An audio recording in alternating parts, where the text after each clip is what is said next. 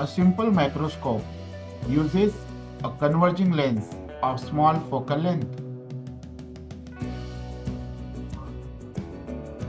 Object is placed between optical center and focus. We get magnified and virtual image of object. The image of the object can be seen with the eye positioned close to the lens.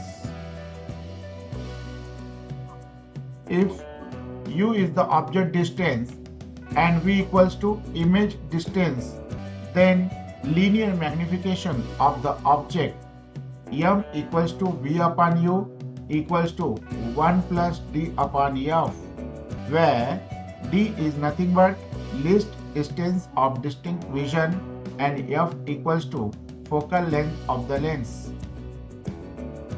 The linear magnification of the object is also given by m equals to h dash upon h, where h dash is the size of the image and h equals to size of the object.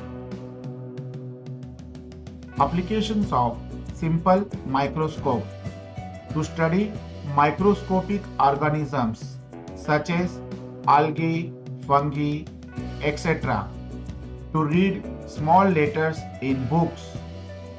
To study archaeological materials and investigations.